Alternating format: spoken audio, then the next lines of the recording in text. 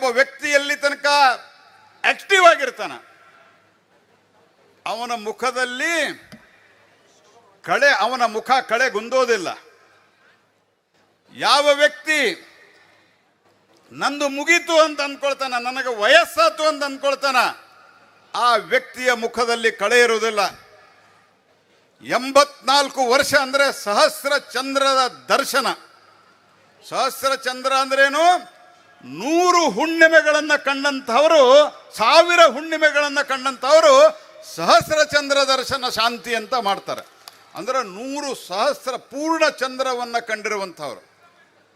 ಇವತ್ತು 100,000 ಪೂರ್ಣ ಚಂದಿರವನ್ನು ಕಂಡಂಥವರು ಸಾಮಾನ್ಯವಾಗಿ ಮುಪ್ಪಾಗಿರ್ತಾರೆ.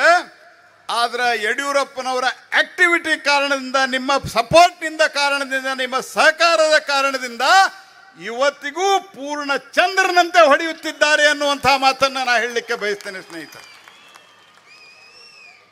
ದಣಿ ವರ್ಗದ ನಾಯಕ, ಶಿಕಾರಿಪುರದಿಂದ ಅಷ್ಟು ಬಾರಿ ಗೆದ್ದರು, ಶಿವಮೊಗ್ಗದಿಂದ ಲೋಕಸಭಾ ಸದಸ್ಯರಾಗಿದ್ದರು.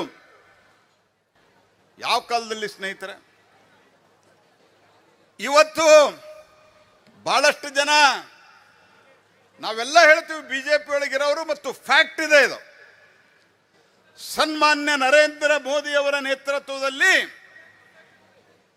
ಜಗತ್ತಿನ ಅತಿ ದೊಡ್ಡ ಪ್ರಜಾಪ್ರಭುತ್ವದಲ್ಲಿರುವಂತಹ ಪಾರ್ಟಿಯಾಗಿ ಇವತ್ತು ಭಾರತೀಯ ಜನತಾ ಪಾರ್ಟಿ ಹೊರಹೊಮ್ಮಿದೆ.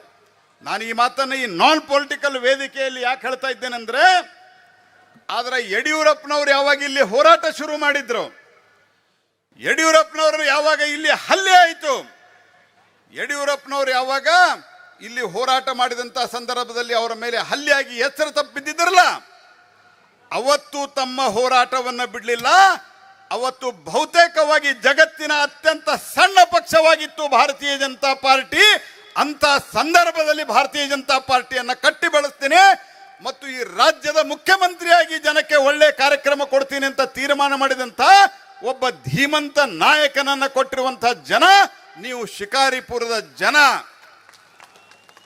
ಅದಕ್ಕಾಗಿ ನಿಮಗೆ ನಮಸ್ಕಾರ ಅಂತ ನಾನು ಹೇಳಿದ್ದೆ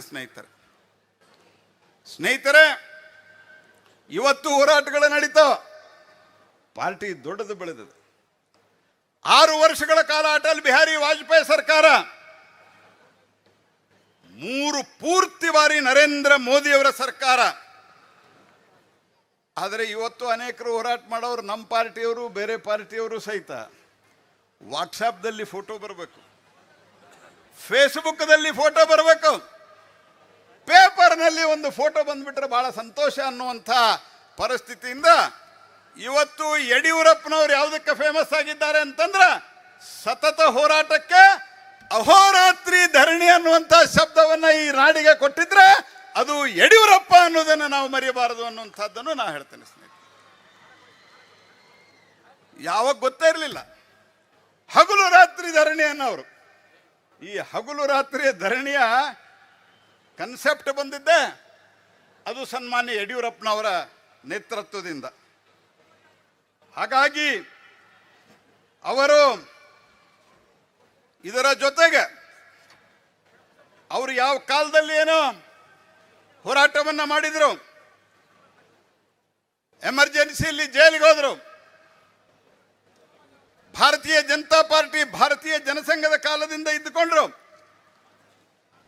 ಇವತ್ತು ಕನ್ನಡ ನಾಡಿನ ಒಬ್ಬ ಹೋರಾಟಗಾರನಾಗಿ 8 ಬಾರಿ ವಿಧಾನಸಭಾ, 1 ಬಾರಿ ಲೋಕಸಭೆ, ಈ ರೀತಿ ಸೈಕಲ್ಗಳ ಮೇಲೆ ತಮ್ಮ ಸವಾರಿಯನ್ನ ನಡೆಸಿ ದೇಶದಲ್ಲಿ ಬೇರೆ ಬೇರೆ ಪಾರ್ಟಿಗಳು ಬಹಳ ತಮ್ಮನ್ನೇ ತಾವು ಕಾಯಮಾಗಿರೋರು ಅಂದ್ಕೊಂಡುವಂತಹ ಸಂದರ್ಭದಲ್ಲಿ ದಕ್ಷಿಣ ಭಾರತದಲ್ಲಿ ಕಾಂಗ್ರೆಸ್ ಪಾರ್ಟಿಗೆ ಆಲ್ಟರ್ನೇಟಿವ್ ಪಾರ್ಟಿ ಅಂತ ಮಾಡಿದಂಥ ಭಾರತೀಯ ಜನತಾ ಪಾರ್ಟಿಗೆ ನೇತೃತ್ವವನ್ನು ಕೊಟ್ಟಿರುವಂಥವರು ಸನ್ಮಾನ್ಯ ಯಡಿಯೂರಪ್ಪನವರು.